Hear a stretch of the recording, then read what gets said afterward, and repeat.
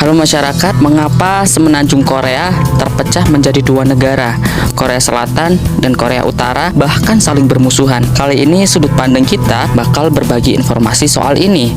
Semenanjung Korea ini nasibnya miriplah sama bangsa Indonesia, langganan jadi tempat penjajahan. Mengapa demikian? Ya karena tempatnya yang strategis. Di wilayah Asia Timur, Korea adalah wilayah paling strategis yang merupakan kawasan pesisir. Karena letaknya yang strategis, semenanjung Korea menjadi jalur perdagangan dunia. Wilayah ini dulunya adalah wilayah jajahan Jepang. Sebelum adanya Korea Utara dan Korea Selatan, dahulunya adalah satu bangsa dan satu entitas politik tunggal atau yang kita sebut semenanjung Korea. Perpecahan tersebut terjadi setelah kekalahan Jepang pada Perang Pasifik atau Perang Dunia II akibat dua kota besar Jepang dibom atom oleh sekutu, yakni kota Hiroshima dan Nagasaki pada tahun 1945.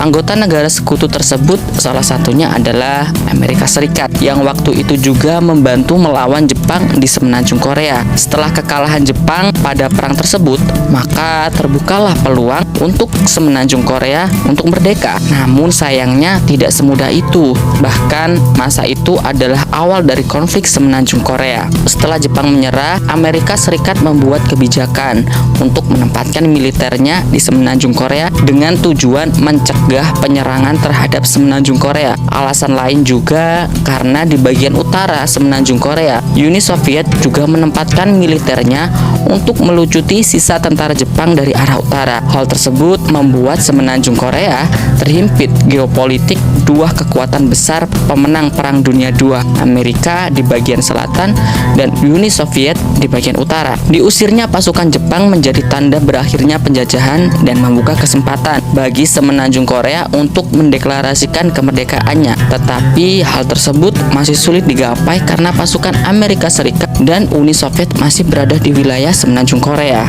sehingga dapat dikatakan bahwa Korea belum benar-benar merdeka. Karena hal tersebut pula, wilayah semenanjung Korea terbagi menjadi dua geopolitik wilayah. Pada tanggal 15 Agustus adalah hari di mana diresmikannya Republik Korea Selatan dan diakui sebagai negara demokrasi. PBB juga mengakui bahwa Korea Selatan adalah satu-satunya negara yang sah di semenanjung Korea dengan presidennya Ri Shiman. Sedangkan pada 9 September 1948, Republik Rakyat Demokratis Korea resmi didirikan menjadi negara komunis dan Kim Il-sung yang telah berperan sebagai pejabat militer Rusia, Uni Soviet, disumpah sebagai presiden. Adanya dua kelompok yang mendeklarasikan sebagai negara yang sah menurut mereka masing-masing membuat penderitaan masyarakat Korea belum berakhir. Keberadaan Amerika Serikat dan Uni Soviet di semenanjung Korea membuat Korea terbagi menjadi dua bagian negara yang memiliki ideologi yang berbeda, di mana Korea Selatan menganut ideologi liberal yang berasal dari pengaruh Amerika Serikat, sedangkan Korea Utara menganut ideologi komunis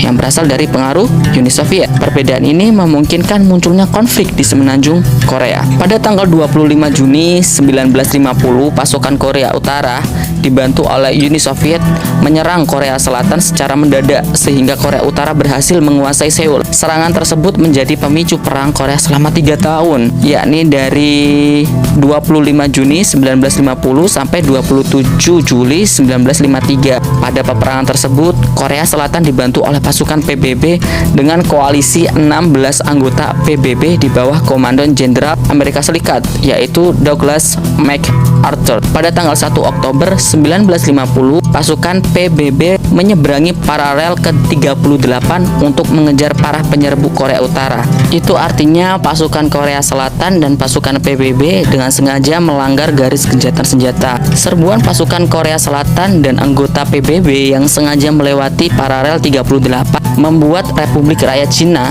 atau RRC turut membantu Korea Utara untuk memukul mundur pasukan Korea Selatan sampai paralel 38. Perang Korea yang terjadi dalam waktu 3 tahun tersebut memakan sekitar 3 juta warga Korea, baik militer maupun sipil, lebih dari 1 juta sukarelawan Cina, dan sekitar 54.000 tentara Amerika Serikat tewas di tengah-tengah pertempuran. Jumlah korban yang sangat besar akhirnya mendorong pemerintahan Amerika Serikat menerima menerima inisiatif Uni Soviet untuk membicarakan gencatan senjata pada pertengahan 1951.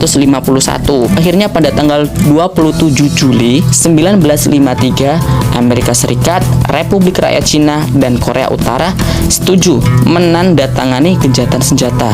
Sayangnya, hal tersebut tidak disetujui oleh Korea Selatan. Perjanjian yang diinisiatif oleh Uni Soviet dan Amerika Serikat menjadikan bukti tentang adanya dua kekuatan besar di balik kemerdekaan kedua Korea tersebut yang tidak dapat saling mengalahkan satu sama lainnya untuk menjadikan Korea menjadi satu kesatuan yang utuh tanpa adanya pembagian dua Korea seperti saat ini. Sampai saat ini Korea tidak bisa menjadi satu kesatuan. Dua Korea itu terpisah dan membangun dua ideologi yang berbeda.